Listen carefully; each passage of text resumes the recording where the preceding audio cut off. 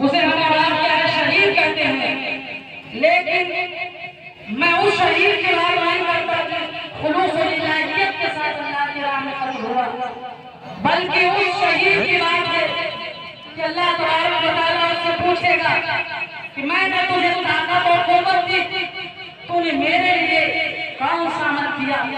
وہ کہے گا مولا میں نے تیرے خاطر اپنے سر کو قربان کر دیا، اپنی جان کو قربان کر دیا۔ اللہ تبارک و تعالیٰ ارشاد فرمائے گا تو جھوٹ بول رہا ہے، اس لیے کہ جب تم جنگ کے لیے نکلا تھا اللہ کی ذات تو وہ ذات ہے کہ دل کے بھید سے، دل کے راز سے بھی وہ واقف ہے، اور وہ جانتا ہے کہ انسان اپنے دل میں کیا سوچ رہا ہے، اللہ کی ذات اسے بھی جان رہی ہے۔ اللہ فرمائے گا جب تو جنگ کے لیے نکلا تھا تو تیرا ارادہ یہ نہیں تھا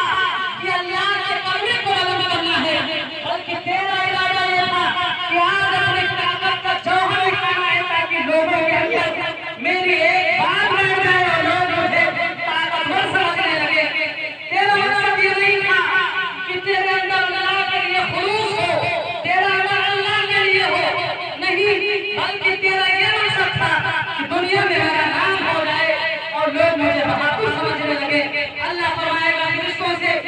اسے اٹھاؤ اور الٹا اٹھا کر کے جہنم میں ڈال دو، اس لیے کہ اس کے اندر دیا جاری تھی، دکھاوا تھا، اس کا اندر میرے لیے نہیں تھا۔ حضرات آپ اندازہ لگائیں یہ شخص کوئی معمولی انسان نہیں ہے،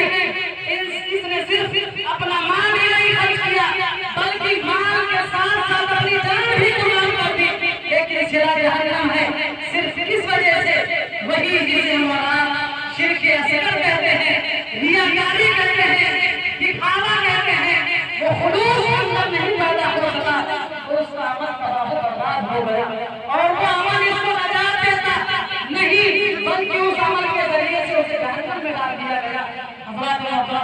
آپ اندازہ لگائیں کہ اس خلوص نہیں تھا وہ کامیابی نہیں ہوئی۔ آپ یوں غور کریں کہ حدیث صحیح ہے، یوں ایک عالم دین کو اللہ تبارک و تعالیٰ پیش فرمائے گا اور پوچھے گا بتا میں نے تجھے علم دین دیا، تو نے میرے لیے کیا کیا؟ وہ کہے گا مولا میں نے اپنے علم کے ذریعے سے بہت تبلیغ کی، دنیا اسے مبلغ اسلام کہتی تھی، دنیا اسے اپنے وقت کا بڑا عالم سمجھتی تھی۔ اللہ فرمائے گا تو جھوٹ بولتا ہے، تو نے میرے لیے یہ عمل نہیں کیا بلکہ تو نے اس لیے یہ عمل کیا تھا کہ لوگ میرا ہاتھ پیر چومیں اور میری ایک عزت و عظمت لوگوں کے اندر بیٹھ جائے، لوگ دنیا والے تجھے بڑا عالم سمجھے، بڑا فقیر سمجھے، پیر سمجھے،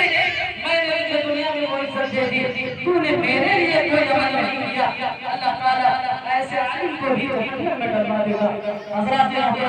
المختصر یہ تھی کیوں یہ ایک پیسے والا انسان ہوگا جسے دنیا سخی کہی بھی ہوگی، اللہ تعالیٰ فرمائے گا میں نے تجھے مال دولت سے نوازا، بے شمار مال دیا، تو نے میرے لیے کیا کام کیا؟ وہ کہے گا مولا میں جہاں سنتا تھا کہ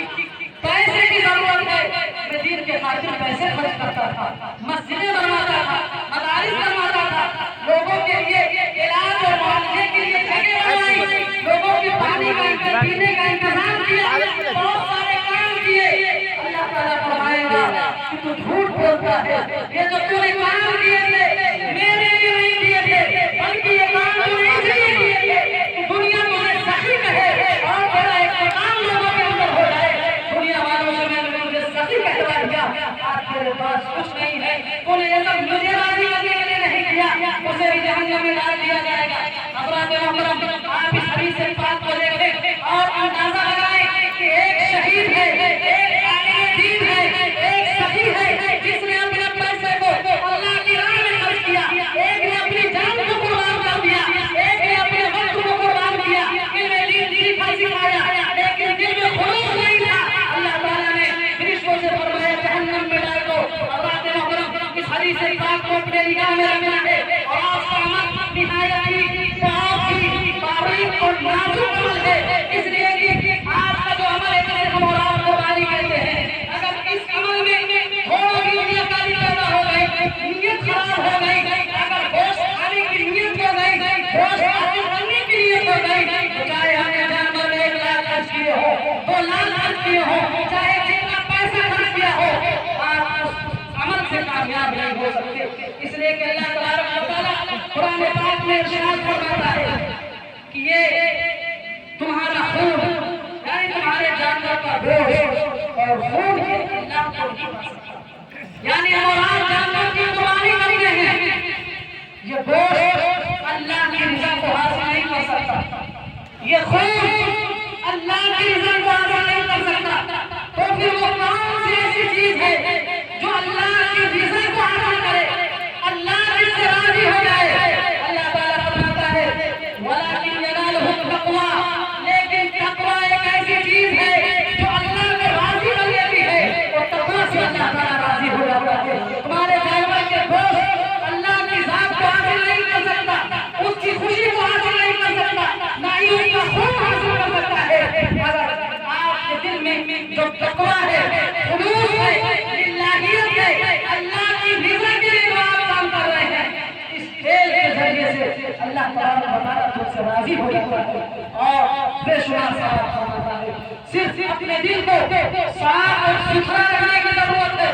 آج ہمارے امتحان کا وقت ہے، ہمارے دل میں کوئی ایسی نیت نہیں ہونی چاہیے کہ جس سے ہمارا نام ہو جائے کہ نہیں صاحب بہت اچھا جانور فلاں نے قربان کیا، یا ہمارا نام ہو جائے کہ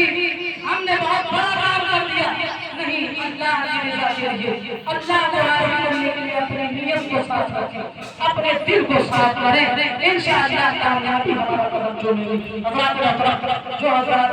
باہر کھڑے ہوئے ہیں، میں آپ حضرات سے مقدمانہ گزارش کروں گا کہ حضرات جلد سے جلد یہاں جماعت میں تشریف لائیں۔ جو حضرات باہر بیٹھے ہوئے ہیں تو بہت اچھا ہے، وہ حضرات سب میں بیچ میں جو خالی جگہ دکھ رہی ہے آپ کو کر لیں تاکہ بعد میں آنے والے لوگوں کو تکلیف نہ ہو۔ آپ حضرات اٹھ کر کے آگے اس طرح آگے کھڑے کریں تو یہ بیچ میں خالی جگہ دکھ رہی ہے، اسے آپ کیا کہہ لیں جو حضرات باہر کھڑے ہیں وہ جلد سے جلد اپنی ضروریات سے فارغ ہو کر کے جماعت میں تشریف لے کر حضرات یہ دن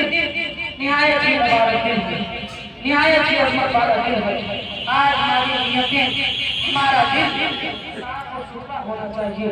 خلوص اور للہیت ہمارے دل میں ہونا چاہیے۔ آج ہم اپنے دل کی رقم کے ذریعے سے اللہ کی بارگاہ میں قربانی کو پیش کرنا چاہتے ہیں، اس سے صرف اور صرف